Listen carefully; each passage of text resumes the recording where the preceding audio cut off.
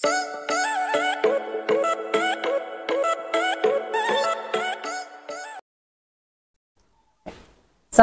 warahmatullahi wabarakatuh. Waalaikumsalam warahmatullahi wabarakatuh. Ya, Bu Sofi, tadi kita sudah melaksanakan pembelajaran di kelas ya. Saya diberi kesempatan untuk melakukan supervisi kunjungan kelas terhadap proses pembelajaran di kelas panjenengan. Matur nuwun sekali. Berangkat dari kegiatan supervisi tadi, menurut Bu Sofi, masalah apa Bu yang panjenengan hadapi ketika proses pembelajaran tadi berlangsung?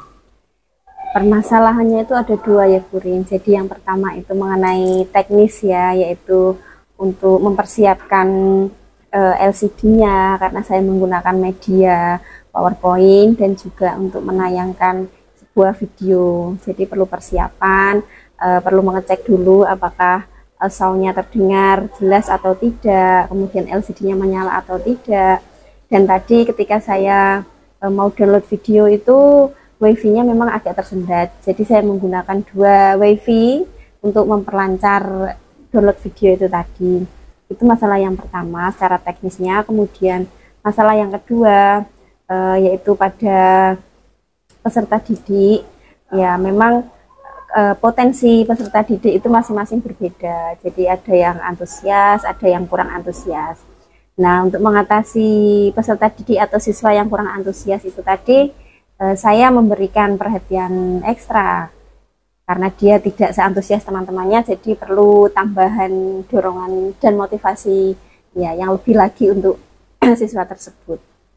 Baik Bu, berarti ada dua permasalahan. Yang pertama tentang hal-hal yang bersifat teknis, begitu ya Bu ya.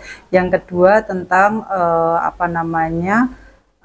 beragamnya karakter siswa ya, karakter siswa yang bermacam-macam ini ternyata membutuhkan penanganan begitu juga yang individual ya Bu ya. Apa sih Bu yang panjenengan harapkan di akhir percakapan ini Bu? Mungkin kita bisa ngobrol apa yang nanti bisa siswa capai dengan lebih baik, seperti itu. Seperti apa Bu yang panjenengan inginkan? Iya, tentu saja saya ingin perbaikan dalam proses mengajar saya, karena tadi Bu Rin juga sudah melihat atau mensupervisi saya tentang cara mengajar saya. Nanti saya juga ingin masukan dari Bu Rin, apa kekurangan saya, kemudian nanti itu bisa jadi masukan untuk saya memperbaiki diri dalam proses pembelajaran.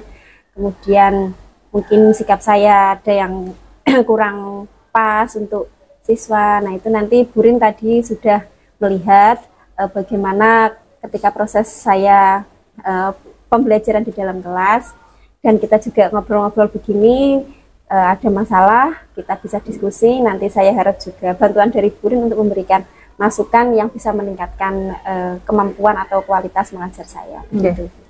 Baik Bu, jadi di proses pembelajaran tadi ketika saya lihat gitu, memang banyak siswa yang punya karakteristik yang bermacam-macam. Ada siswa yang terlihat aktif, bisa menyampaikan pendapat dengan lugas, dengan percaya diri. Tapi ada juga yang mungkin masih malu-malu atau cenderung kurang percaya diri. Ya, manut sama apa yang sudah didiskusikan di dalam forum kelompoknya.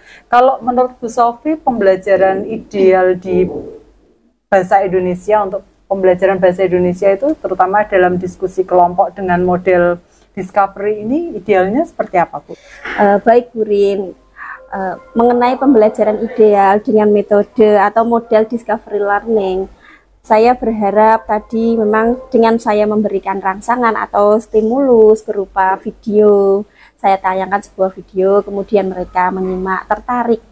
Saya lihat itu, saya tanya kepada anak-anak, ini video apa? Ternyata mereka bersemangat bahwa itu adalah video puisi. Dan itu menurut saya sudah bagus lah, sudah 70 atau 80% anak-anak mengemukakan pendapatnya. Jadi kemudian mereka, saya tanya juga apakah ada identifikasi itu puisi tentang apa, mereka juga sudah bisa mengungkapkan pendapatnya. Itu Bu. Ya, baik Bu, terkait dengan ada beberapa siswa gitu yang kurang aktif, yang mungkin masih belum percaya diri dalam menyampaikan pendapat atau hasil diskusi kelompok ketika di depan kelas. Itu menurut Bu Sofi penyebabnya seperti apa, Bu? Dari faktor diri siswa atau mungkin lingkungan kelas yang kurang mendukung dia untuk berbicara atau seperti apa, Bu? Ya, memang saya tadi kan sudah menjelaskan bahwa dengan metode model discovery learning itu menurut saya sudah ideal karena sudah mencapai 70 atau sampai 80%. Berarti kan memang ada 20% siswa-siswa yang masih pasif. Kalau menurut saya pribadi itu memang pribadi anaknya, seperti ini saya boleh sebut inisial nama atau boleh ya. Seperti siswa yang bernama Sinta itu. Jadi memang dia dari awal tahun pembelajaran saya pertama kali masuk di kelas tersebut, memang anaknya cenderung diam. Dia itu seorang siswa yang introvert. Dia jarang berkomunikasi dengan teman-temannya. Ketika saya suruh praktek, misalnya dia ke depan untuk membacakan sebuah teks, itu saja sampai tangannya gemetar, Bu. Saking ini ya, khawatir dan groginya mungkin gitu. Saking groginya dia, karena memang tidak terbiasa berbicara di depan umum dan dia memang pendiam, juga introvert juga, begitu. Jadi menurut Bu Sofi ini memang lebih banyak dipengaruhi oleh faktor dari dalam siswa itu sendiri ya, untuk beberapa siswa yang kurang aktif ini. Kemudian seperti apa, Bu, rencananya Bu Sofi akan mengatasi atau membantu permasalahan ini sehingga perlahan-lahan ya beberapa siswa yang kurang aktif ini bisa termotivasi untuk lebih aktif kembali? Ya, terima kasih Bu Rin. Jadi memang saya menggunakan media itu tadi dengan saya menggunakan media audiovisual. Kalau hanya visual saja anak tidak mendengarkan juga tidak tertarik. Kalau hanya audio saja mendengarkan juga tidak melalui penggambaran visual, anak-anak juga tidak tertarik. Apalagi untuk anak-anak yang pasif, itu memang menurut saya paling pas itu menggunakan media audiovisual. Jadi dia bisa melihat sekaligus mendengarkan. Karena kalau hanya melalui penjelasan saja itu mereka kadang saya lihat mungkin agak seperti menyimak, tapi sepertinya melamun. Oh gitu ya. Jadi dengan penggunaan media, terus kemudian saya juga lebih lebih intens ke mereka untuk memberikan motivasi begitu. Berarti rencana kedepannya ada dua hal yang bisa Bu Sofi lakukan ya. Yang pertama dengan menggabungkan media audio visual dan memberikan perhatian lebih atau intens pada anak-anak yang kurang aktif begitu ya, Bu ya. Baik, Bu. Untuk kekuatan atau kelebihan yang Bu Sofi sendiri sudah miliki, seperti apa, Bu, untuk bisa membantu anak-anak yang kurang aktif ini sehingga bisa lebih termotivasi, lebih aktif kembali? Iya, kekuatan saya dengan motivasi itu tadi, Bu, dan kasih sayang seorang ibu. Gitu ya, Bu ya.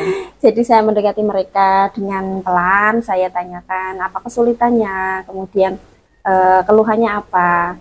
Nah, jadi saya tahu yang mereka inginkan seperti ini. Kemudian saya juga itu tadi memberikan motivasi, memberikan dorongan-dorongan dengan kata lain seperti itu, ayo tunjukkan bahwa kamu bisa. Oh gitu ya, Bu ya. Kayak penguatan ke siswa ya, Bu ya. Jadi panjenengan lebih memilih untuk berkomunikasi lebih efektif dan intensif kepada siswa-siswa yang kurang aktif tadi, sehingga mereka tidak punya malu atau minder lagi ketika mereka mengkomunikasikan hasil diskusi kelompoknya ke depan kelas gitu. Baik, Bu. Menurut Bu Sofi ini dari upaya yang bisa diatasi itu, kira-kira siapa, Bu, yang bisa mendukung panjenengan untuk melakukan rencana ini? Semua unsur yang mendukung itu semuanya bisa ya, Bu Rin. Jadi kita dengan kolaborasi dengan guru yang lain ya, seperti yang Bu Rin bilang tadi, dengan guru BK, dengan wali kelas, bahkan mungkin kepala sekolah pun kalau mendukung program kita untuk lebih memajukan sumber daya siswa itu bisa. Jadi kita keluhannya apa, nanti kita bersama-sama mencari solusi sehingga kita bisa menemukan solusi yang tepat untuk siswa-siswa yang kurang aktif dalam pembelajaran, Jadi misalnya saya bahasa Indonesia bisa berkolaborasi dengan biologi, dengan Burinderti atau dengan Mapel PKWU juga bisa. Gitu ya Bu ya. Jadi harapannya semua komponen yang ada di sekolah ini terlibat untuk bisa mendukung pembelajaran yang berpihak pada murid begitu Bu. Kira-kira kapan Bu rencana untuk bisa berkolaborasi atau bisa per-teaching gitu Bu ya, bisa dilaksanakan? Bisa melakukan per-teaching. Secepatnya atau mungkin menunggu BAP atau KD yang tepat untuk bisa berkolaborasi, gimana Bu? Ya, nanti misalnya ya saya menunggu KD yang tepat Bu. Betul. Jadi misalnya seperti KD teks prosedur itu saya bisa berkolaborasi dengan guru PKWU, bisa juga dengan Mapel biologi. Karena itu merupakan langkah-langkah. Iya, betul. Kayak di Mapel saya ini di bioteknologi juga ada prosedur langkah untuk membuat tape, langkah untuk membuat tempe gitu ya. Iya, KD Bahasa Indonesia yang teks prosedur itu tadi. Jadi dari awal sampai akhir itu runtutan untuk alur pembuatannya bisa jelas gitu Bu ya. Baik Bu. Saya kira itu Bu yang bisa kita bicarakan, kita perbincangkan pada kesempatan kali ini. Saya berharap nanti rencana dan komitmen Bu Sofi untuk bisa melakukan kolaborasi ini bisa kita lakukan secepatnya, karena kelas 12 ini kan sudah mendekati ujian sekolah ya Bu ya, sehingga kita punya beberapa minggu saja untuk bisa mewujudkan rencana ini. Baik Bu Sofi, terima kasih atas waktunya dan terima kasih juga atas solusi yang sudah jenengan sampaikan. Kita berharap percakapan kita tidak berhenti sampai di sini saja. Kita tindak lanjuti dengan upaya-upaya yang lebih nyata yang bisa mewujudkan pembelajaran yang lebih aktif tadi Bu, yang berpihak pada murid. Gitu Bu.